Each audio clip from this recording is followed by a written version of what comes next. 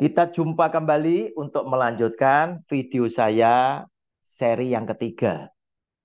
Dari judul besar, yaitu syarat menjadi pengikut Yesus Kristus. Bapak Ibu, saya ingin bacakan kembali apa yang disabdakan oleh Tuhan Yesus yang mensyaratkan pengikut itu ternyata harus memenuhi syarat yang dia minta. Jika tidak, maka tidak salah jika Tuhan Yesus bilang kepada orang-orang yang hebat, yang ngajar Alkitab demi nama Tuhan Yesus, ngusir setan demi nama Tuhan Yesus, hadirkan mujizat dalam nama Tuhan Yesus, dengan kata-kata pedas, di mana dia berkata, "Hanyalah engkau hai pembuat kejahatan, aku tidak pernah mengenal kamu." Sebab apa? Syarat yang dia syaratkan tidak tergenapi dalam hidup jemaat orang Kristen tertentu. Bapak Ibu, inilah yang disabdakan oleh Tuhan Yesus, Matius 16 ayat ke-24. Judul bacaannya, pemberitahuan pertama tentang penderitaan Yesus dan syarat-syarat mengikut Dia. Lalu Yesus berkata kepada murid-muridnya, setiap orang yang mau mengikut aku, ia harus menyangkal dirinya, memikul salibnya, dan mengikut aku. Bapak Ibu, video kali ini yang ketiga, judulnya, subtemanya adalah mengikut aku.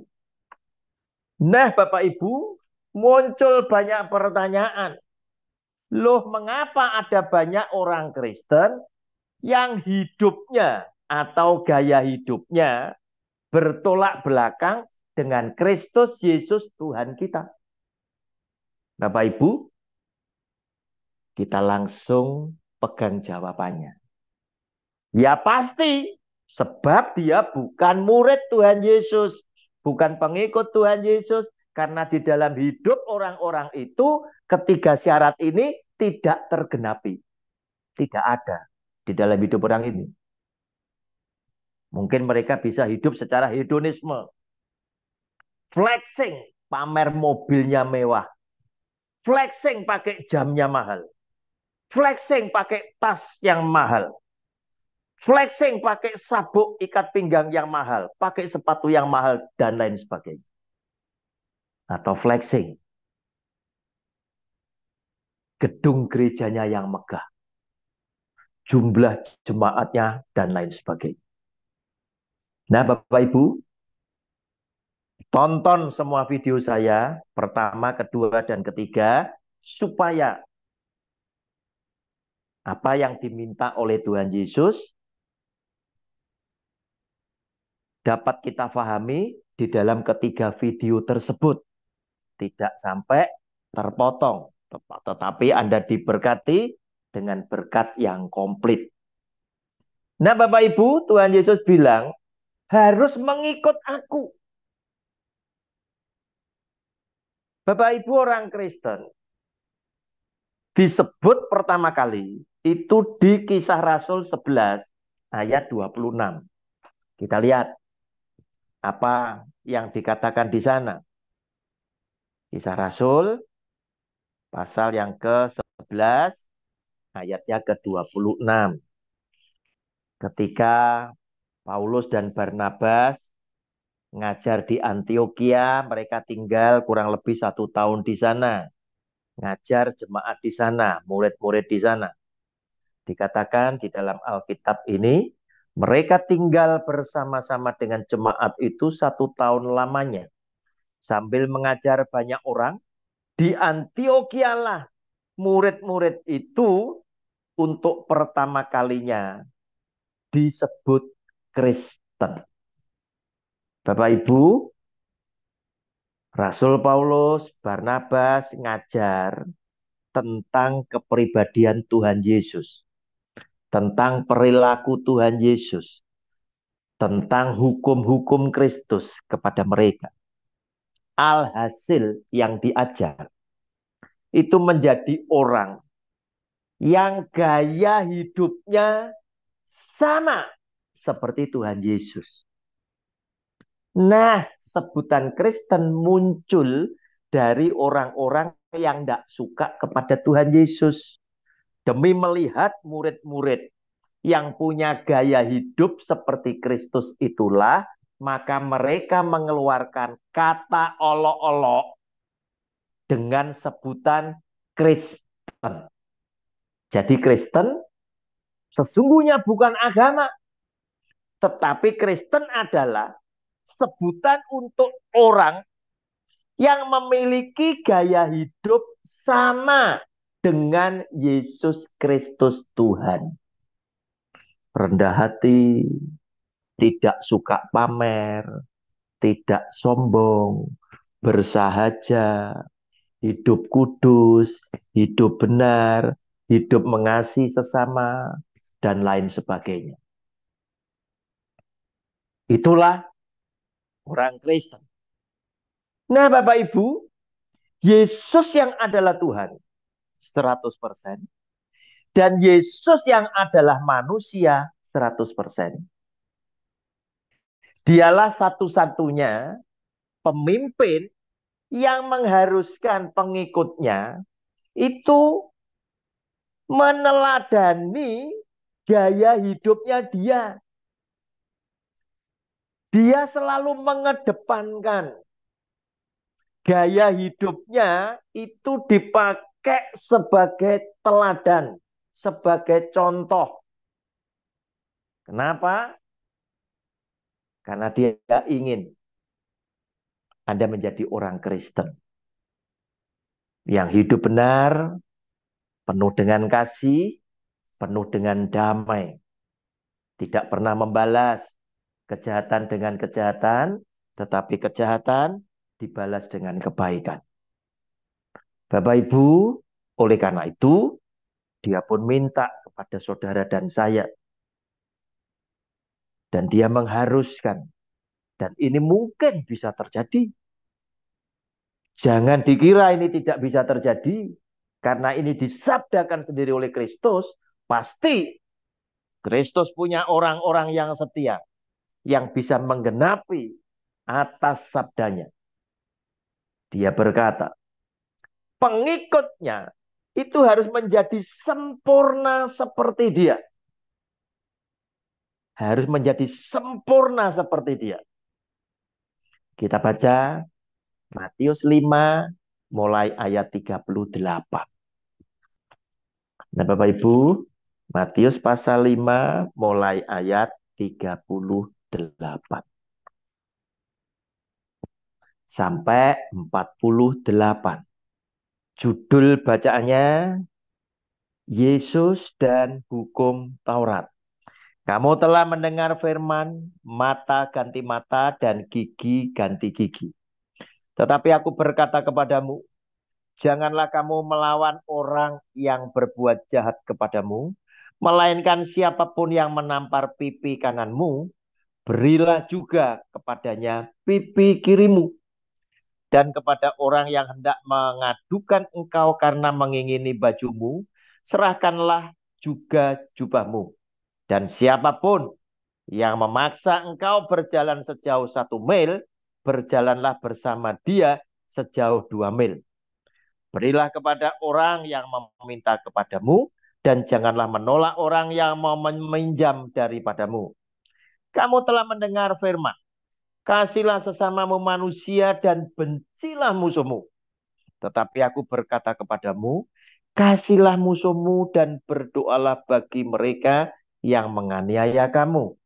Karena dengan demikianlah kamu menjadi anak-anak Bapamu yang di surga, yang menerbitkan matahari bagi orang yang jahat dan orang yang baik, dan menurunkan hujan bagi orang yang benar dan orang yang tidak benar.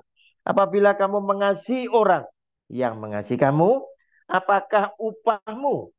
Bukankah pemungut cukai juga berbuat demikian? Dan apabila kamu hanya memberi salam kepada saudara-saudaramu saja, apakah lebihnya daripada perbuatan orang lain? Bukankah orang yang tidak mengenal Allah pun berbuat demikian?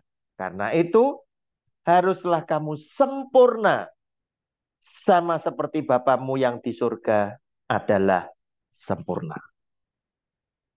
Bapak Ibu, Tuhan Yesus adalah pemimpin yang selalu ingin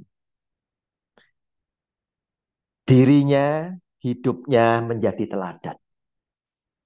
Dan dia perintahkan, Anda dan saya harus sempurna seperti Bapamu yang ada di surga, yang adalah sempurna.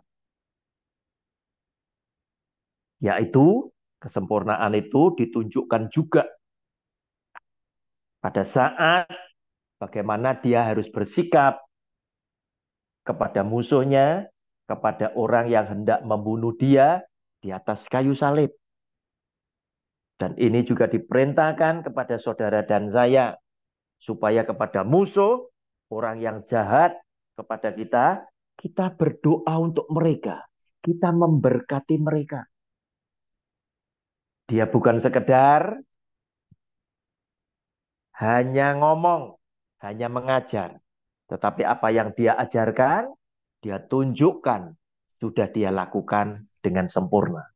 Di atas kayu salib, kepada mereka yang nantinya membunuh dia, yang dikatakan oleh dia adalah, Bapa, ampunilah dosa-dosa mereka, karena mereka tidak tahu apa yang mereka perbuat. Nah, Bapak Ibu yang dikasih oleh Tuhan, dia inginkan saudara juga hidup dengan penuh kerendahan hati, tidak sombong, hidup bersahaja, yaitu menolak keinginan yang bersifat keduniawian, yang bersifat kedagingan. Sebab itu bukan berasal daripada Allah. Keinginan daging, keinginan mata, dan keangkuhan hidup berasal dari dunia. Hati-hati dengan pembicara yang selalu berbicara tentang tiga hal ini. Tiga hal ini adalah tiga persoalan yang diujikan oleh iblis setan kepada Yesus Kristus Tuhan ketika dia di padang gurun setelah berpuasa, tidak makan, tidak minum 40 hari lamanya. Hati-hati. Keinginan daging, keinginan mata, dan keangkuhan hidup. Ini bukan dari Bapa, tetapi dari dunia. Bapak Ibu, demikian pula dia hidup suci. Dia hidup suci. Dia hidup manunggal dengan Bapa. Oleh karena itu, dia juga adalah Tuhan yang berkata, Aku dan Bapa adalah satu. Dan dia inginkan saudara dan saya taat dengan firman Allah. Taat dengan firman Allah seperti yang dia tunjukkan. Dia datang bukan untuk bersenang-senang secara kedagingan, tetapi dia datang untuk menderita di atas kayu salib, tebus dosa saudara dan saya, dan semua orang yang percaya kepada dia. Agar supaya kita mendapatkan hidup yang kekal. Bapak Ibu, sedih saya mendengar banyak dalam tanda kutip orang-orang tertentu yang berkata, menunjukkan imannya masih ada di perut, ketaatannya tidak sempurna. Ketika saya bilang, persepuluhan itu untuk bangsa Israel perintahnya. Bukan untuk kalian yang semua ngaku suku Lewi.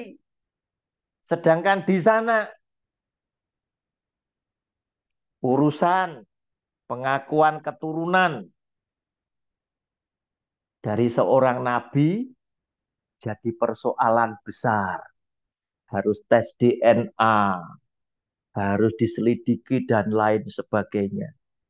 Di Kristen semua ya kulitnya macam-macam, etnisnya lahir dari papa yang macam-macam, semua ngaku suku Lewi semuanya. Orang Kristen diem saja.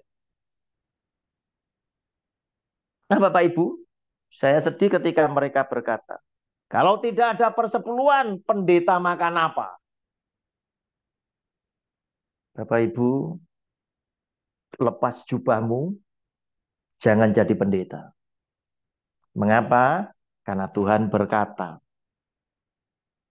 menjawab iblis, memberikan contoh kepada Anda dan saya, ketika dia dicobai, di mana si iblis berkata, jika engkau adalah anak Allah, ubah batu jadi roti.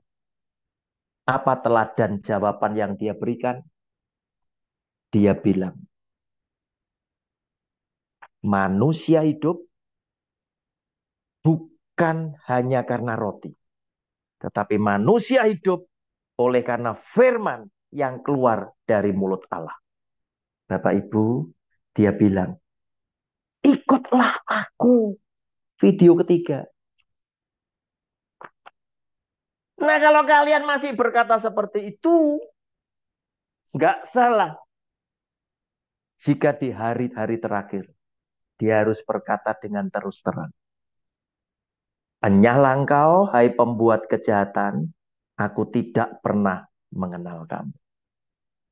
Bapak Ibu, 3 syarat ada di dalam video saya. Tonton semuanya, cocokkan dengan isi Alkitab, pelajari dengan sungguh-sungguh, dan genapilah di dalam hidup Anda dan keluarga, supaya Anda dan saya bersama orang Kristen yang mengasihi Kristus, yang telah menggenapi ketiga syarat ini, kita akan dikenal oleh Tuhan Yesus sebagai pengikut, sebagai murid, bahkan sebagai anak kesayangan Dia. Tuhan Yesus sudah memberkati kita semuanya. Amin. Ya Pak Fran. 18 menit.